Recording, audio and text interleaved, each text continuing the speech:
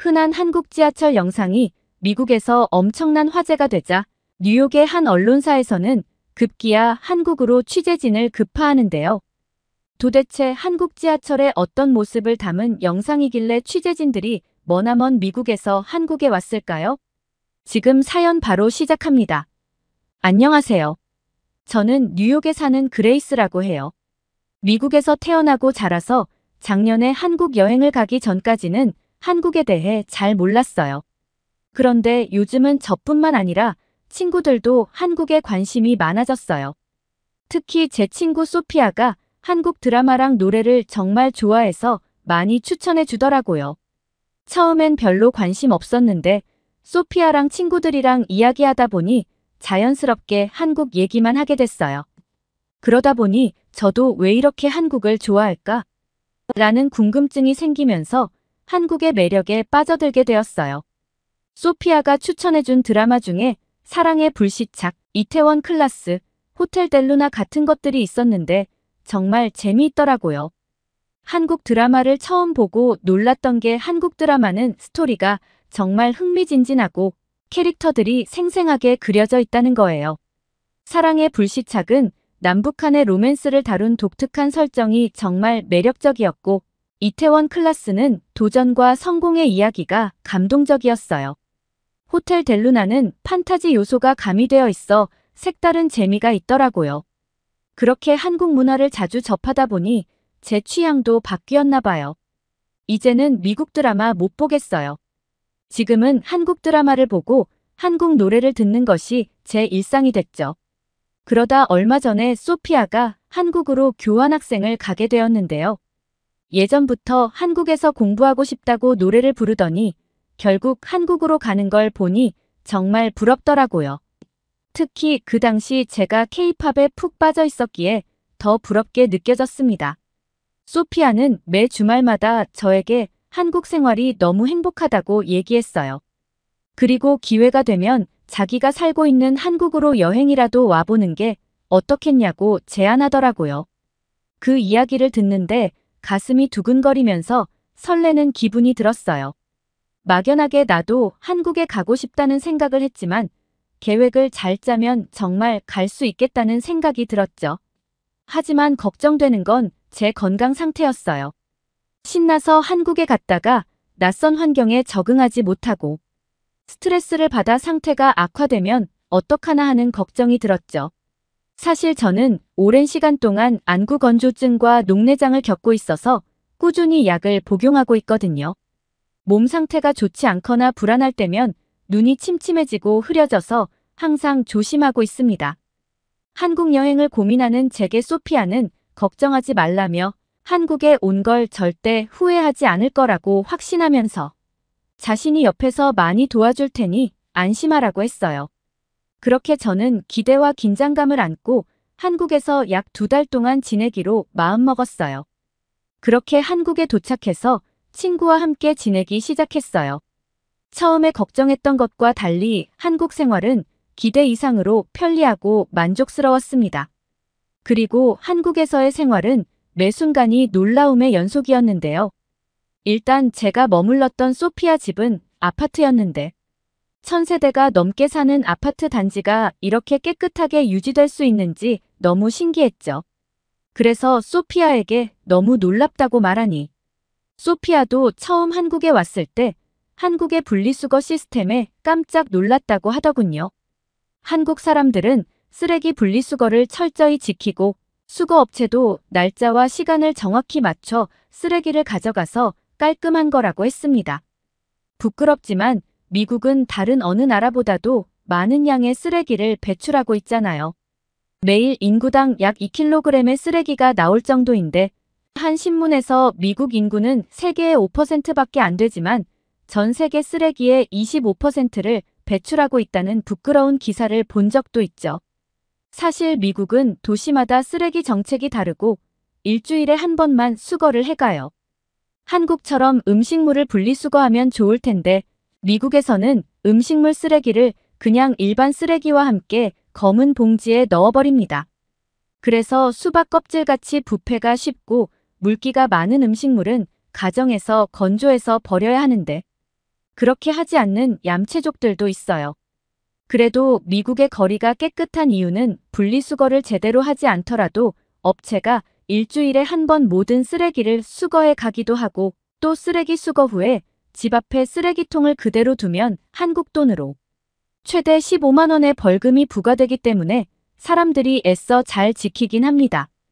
미국에서는 벌금 때문에 사람들이 규정을 지키는 경우가 많지만 한국 사람들은 특별한 벌금 없이도 분리수거를 잘 지키는 것이 정말 신기하더라고요. 게다가 아파트 주변에는 모든 인프라가 잘 구축되어 있다는 사실이 정말 놀라웠습니다. 헬스장, 미용실, 백화점, 마트 등 필요한 것들이 모두 소피아 집 근처 10분 거리 안에 있어서 어디든 걸어서 갈 수 있는 것도 신기했고 정말 편리하더라고요. 사실 미국에서는 이런 편리함을 누리려면 번화가에 산다면 가능하려나요? 미국에서 제가 살던 지역은 주거지역과 상업지역이 분리되어 있어서 필요한 곳에 가려면 차를 이용해야 했어요. 헬스장이나 미용실을 가려면 최소 20분 이상 차를 몰고 가야 했고 백화점이나 큰 마트는 더 멀리 있어서 가는데 시간이 많이 걸렸거든요. 게다가 미국 대중교통은 한국만큼 효율적이지 않아서 차가 없으면 이동이 정말 불편합니다. 그리고 편의점도 24시간 운영하는 곳이 드물어서 밤에 필요한 물건을 사는 것이 쉽지 않았는데 한국에서는 언제든지 편의점에 가서 필요한 것을 살 수 있어서 정말 편했어요. 그리고 제가 한국에서 머물면서 정말로 놀랬던 것은 단연코 한국 지하철이라고 말할 수 있어요. 이것은 저뿐만 아니라 한국에 와본 미국인들이라면 다들 동의하실 거예요. 왜냐하면 미국 지하철은 쓰레기 지하철이라고 불릴 만큼 악명이 높거든요. 특히 뉴욕 지하철은 대중교통이라고 부르기 민망할 정도로 비위생적입니다. 사람들은 지하철에서 음식을 먹고 그 쓰레기를 아무데나 버리기 일쑤고 심지어 음료수 캔이나 일회용 용기들이 바닥에 굴러다니는 모습도 흔히 볼 수 있죠. 그리고 지하철역 곳곳에는 노숙자들이 자리 잡고 있어 역 안의 공기는 탁하고 불쾌한 냄새가 나고 열차 안에서는 말로 표현할 수 없을 만큼 끔찍한 냄새가 나죠.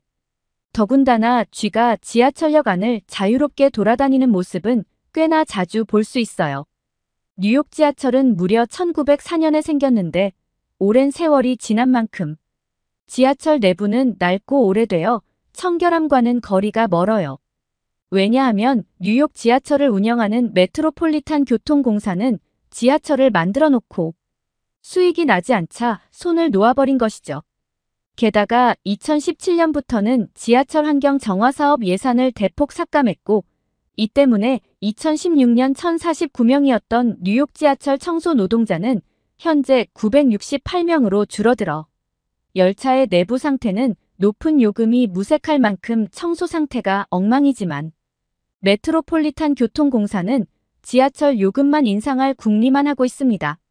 그러나 미국 지하철의 현실은 벽에는 낙서가 가득하고 여간에는 고장난 에스컬레이터와 엘리베이터가 많아서 노약자는 이동하기도 힘든 열악한 상황이니 자연스레 지하철을 이용하는 사람도 별로 없어요.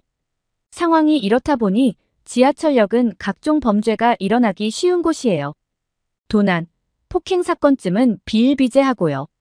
심지어 몇 년 전에는 지하철에서 발생한 총격 사건이 뉴스에 크게 보도된 적도 있을 만큼 미국에서 지하철은 안전한 장소가 아니랍니다. 미국 지하철에서는 각종 사건 사고가 끊이지 않기 때문에 많은 사람들은 웬만하면 지하철을 타지 말라고 충고할 정도죠. 그래서 저도 미국에서는 지하철을 잘 이용하지 않았어요. 위험하고 더럽고 그리고 지하철 시간표가 무색할 만큼 미국 지하철은 지연되는 것이 다반사인데다가 이동 효율성도 떨어지거든요. 그래서 이 모든 불편함을 감수하는 사람만 지하철을 타요. 그런데 한국 지하철은 정말 신세계였어요. 그날은 소피아와 강남역에 놀러 가기로 한 날이었어요. 지하철역은 소피아 집에서 걸어서 10분 정도 거리로 가까운 곳에 있었어요. 소피아는 버스 타고 강남에도 갈 수 있었지만 한국의 지하철을 보면 제가 까무러칠 것 같다면서 지하철을 타고 가자고 했습니다. 그런데 전 미국의 지하철역을 상상하고선 더럽고 무서운 지하철을 왜 타냐고 못하겠으니 차라리 버스를 타고 가자고 했는데 소피아는 제 말을 무시하고 무작정 저를 지하철역으로 끌고 가더라고요. 그때까지 얘가 왜 이러나 싶었습니다. 하지만 제가 무슨 힘이 있겠어요. 한국에 먼저 온 소피아의 말을 들을 수밖에 없었죠. 그런데 소피아가 갑자기 백화점으로 들어가더니 에스컬레이터를 타고 내려가자고 하더라고요. 그런 소피아의 행동에 어이가 없어 설마 백화점에 지하철역이 있냐고 비아냥거렸습니다. 그러자 소피아는 어떻게 알았냐면서 제 말에 맞장구를 치는 거예요. 아니, 거짓말도 적당히 해야지 한국에 대해서 잘 모른다고 저를 너무 무시하는 것 같아 기분이 나빴어요. 지하철역이 백화점에 있다는 게 말이나 되나요? 속으로 저는 지하철역이 안 나오기만 해봐라 가만 안 두겠다는 마음을 가지고 말없이 소피아를 따라갔습니다. 그런데 이게 웬일이에요? 정말로 지하철역이 나오는 거예요. 진짜 놀라웠어요. 심지어 지하철역으로 가는 길이 정말 깨끗하고 상점들이 계속 줄지어 있어서 저는 그곳이 다 백화점인 줄 알았는데 알고 보니 그곳들이 다 지하철역에 있는 상점들이었다는 거예요. 그날 저는 한국의 지하철역에는 편의점과 화장품 판매점, 의류 판매점도 있다는 것을 새롭게 알게 되었어요. 미국의 지하철의 모습과는 사뭇 다른 느낌이었어요. 그렇게 저는 소피아와 지하철역으로 들어가기 전에 상점에서 이것저것 구경하면서 쇼핑도 했어요. 지하철이 언제 올지 모르니깐 시간이 여유롭다고 생각했죠. 그리고 지하철 타기 전에 화장실에 들렀다가 화장실의 모습을 보고 기겁했어요. 여성들에게 화장실은 정말 중요하잖아요. 그런데 한국의 지하철 화장실은 오래된 상가의 공용 화장실보다 훨씬 깨끗하게 관리되고 있더라고요. 밝고 환한 조명과 깨끗하게 청소된 바닥, 그리고 세면대에 비치된 비누와 핸드드라이어까지 모두 신선한 충격이었어요. 모든 화장실 칸이 충분히 넓고 휴지도 항상 잘 비치되어 있었어요. 화장실 안에 향긋한 냄새까지 나서 쾌적하게 사용할 수 있었습니다. 소피아는 한국에서 지하철 화장실을 이용할 때마다 불편함을 느껴본 적이 한 번도 없다고 했어요. 특히 여성 전용 화장실은 더욱 청결하게 관리되고 있어서 늦은 시간에도 안심하고 사용할 수 있었죠. 게다가 지하철 화장실 안에는 비상시를 대비한 비상벨과 안내문도 잘 갖추어져 있어서 안전에도 신경을 쓰고 있다는 느낌을 받았어요. 한국 지하철 화장실을 이용하면서 정말 감탄하게 만든 요소들이었죠. 손을 씻고 화장실 밖으로 나오니 소피아는 휴대폰을 보면서 열차가 곧 도착하니까 어서 서두르자고 했어요. 저는 어떻게 그걸 아냐고 물었더니 한국에서는 지하철은 물론 버스까지도 도착 예정 시간을 휴대폰으로 알 수 있다고 했습니다. 그런데 지하철을 포함한 한국의 대중교통들은 시간이 정확해서 한국 사람들은 휴대폰을 보며 대중교통을 이용한다고 하더라고요. 실제로 소피아가 보여준 앱에서는 실시간으로 열차와 버스의 위치를 확인할 수 있었고 몇 분 후에 도착할지까지 알려주더군요. 이 시스템 덕분에 불필요하게 오래 기다릴 필요 없이 효율적으로 이동할 수 있다는 거였죠. 진짜 한국은 어디까지 저를 놀라게 할 셈인지 도무지 이제 감도 안 잡히더라고요. 사실 미국에서는 버스나 지하철이 언제 올지 예측하기 어려워서 긴 시간을 기다려야 하는 것은 당연한 일이에요. 특히 밤 시간대에는 더 불편했죠. 하지만 한국에서는 모든 것이 시간표에 맞춰 운영되고 이 정보를 실시간으로 제공하니 정말 편리하고 안심이 되더군요. 한국은 뭐 하나 허투루 하는 것이 없는 듯한 완벽한 편의를 제공하는 나라 같았어요. 그리고는 지하철 타는 곳에 도착했는데 말로만 듣던 스크린 도어를 보게 되었습니다. 미국 지하철에는 스크린 도어가 없기 때문에 제가 한국 지하철역에서 스크린 도어를 처음 보고 신기해했더니 소피아가 저를 원시인 보듯이 하더라고요. 참나, 나보다 한국에 먼저 왔다고 저를 원시인 취급하는 소피아가 얄미웠어요. 분명 자기도 처음 한국에 와서 지하철 스크린 도어를 보고 깜짝 놀랐을 거면서 말이죠. 그런데 스크린 도어는 사람들이 지하철에서 안전하게 승차 대기를 할 수 있도록 해주는 기본적인 역할 외에도 쓰레기를 철로로 버리지 못하게 하고 터널 안의 먼지를 막아주는 등 다양한 기능을 하고 있었어요. 또 재미있는 점은 스크린 도어에 다양한 정보가 붙어 있었는데요. 사람들이 가고자 하는 방향의 승강장으로 제대로 왔는지 화살표로 알려주고 있었죠. 특히 스크린 도어에 현재의 위치와 이전 역, 다음 역의 위치까지 확인할 수 있다는 점은 정말 인상적이었어요. 승객들이 쉽게 이해할 수 있도록 배려한 이런 시스템을 보며 박수를 치고 싶었습니다. 소피아는 지하철 가운데로 가더니 여기 플랫폼에 적혀 있는 번호가 중요하다고 설명했어요. 저는 그냥 플랫폼 순서대로 1번부터 적혀 있는 줄 알았는데 소피아는 지하철을 환승할 때 가장 가까운 거리로 환승할 수 있는 위치를 표시한 것이라고 했어요. 저는 와, 소피아 너 완전 한국 사람 다 됐네. 라고 칭찬했더니 소피아는 그게 아니라 지하철 앱에 다 나와 있어서 찾아보기만 하면 된다고 했어요. 한국 사람들은 정말 작은 것 하나까지도 신경을 잘 쓰는 것 같아요. 아니면 한국 사람들이 빨리빨리 문화를 선호한다고 하던데 이런 발상도 그런 데서 나온 걸까요? 소피아는 환승하는 역에는 지하철 도서관도 있다면서 저한테 농담을 던졌어요.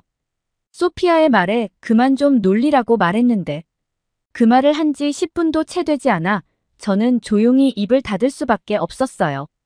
소피아 말대로 정말로 지하철역에 도서관이 있는 거예요. 어떻게 지하철에 도서관이 있을 수 있는지 정말 믿기 힘들었어요. 소피아는 이곳이 스마트 도서관인데 이곳에서 책도 빌리고 다른 역에서 반납도 가능하다고 했어요. 소피아의 말에 저는 마치 외국이 아닌 아예 다른 세상에 온 듯한 기분이 들었습니다.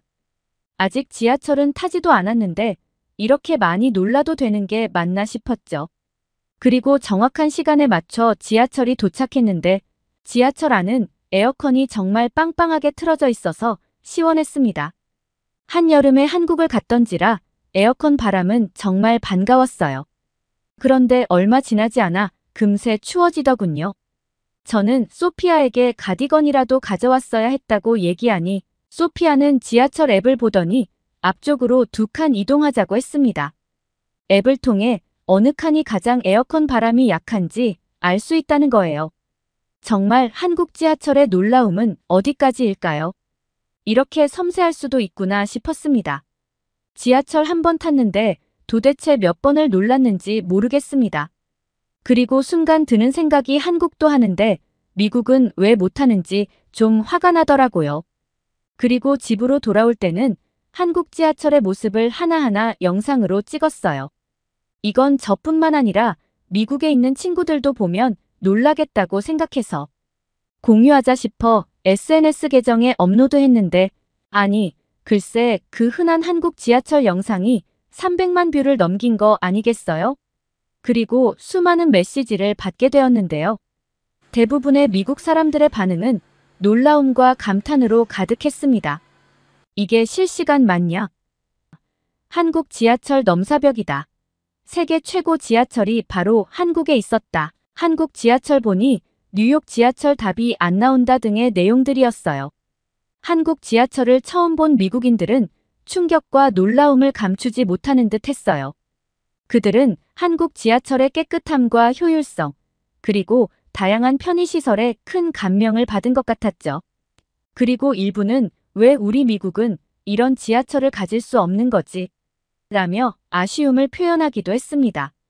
또한 메시지 중에는 지하철 타러 한국에 가보고 싶다. 한국 지하철을 실제로 타보고 싶다는 반응도 많았어요. 한국의 대중교통 시스템이 얼마나 발전해 있는지 알게 되면서 많은 사람들이 한국 여행을 꿈꾸게 된 것이죠. 그리고 어떤 분은 한국 지하철은 마치 미래를 보는 것 같다며 놀라워했고 다른 사람은 이제 뉴욕 지하철 타기가 겁난다고 농담을 하기도 했습니다. 그리고 심지어는 뉴욕의 어느 언론사 기자분은 제 영상을 이용해서 기사를 좀 써도 되겠냐는 요청을 하셨고 저는 흔쾌히 허락했습니다. 그리고 그 기자분은 뉴욕 예산의 3분의 1가량으로도 서울 지하철이 훨씬 좋은 서비스를 제공하고 있다면서 미국 뉴욕의 지하철을 서울의 지하철과 비교한 내용을 보도했어요. 그리고 그 기사마저도 미국인들 사이에서 엄청난 화제가 되었답니다.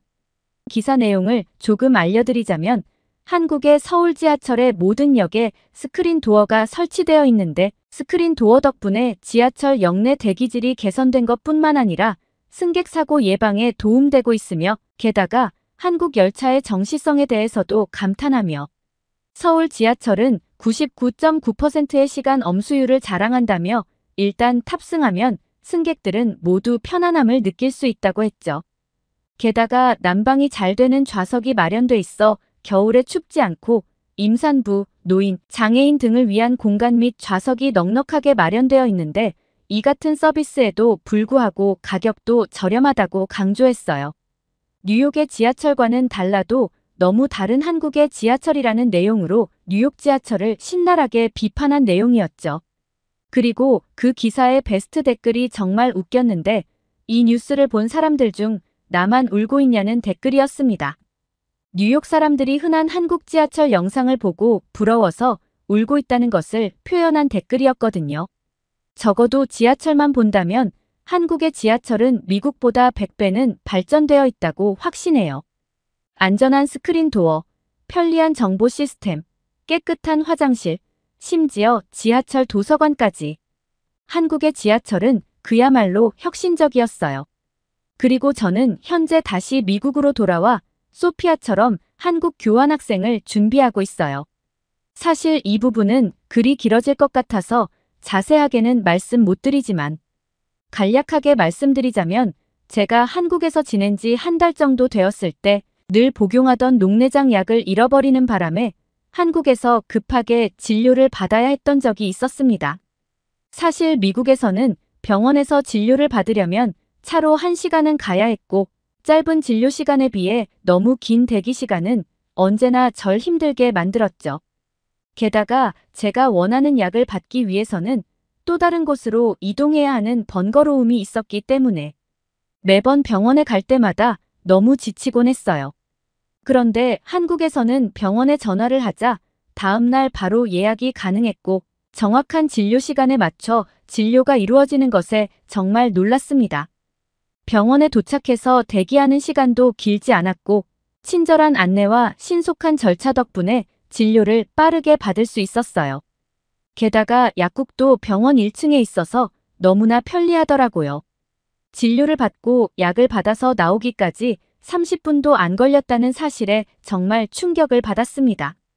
미국에서는 병원에 가기로 마음먹은 날에는 그날 하루를 아예 병원 가는 날로 정해버리곤 했어요.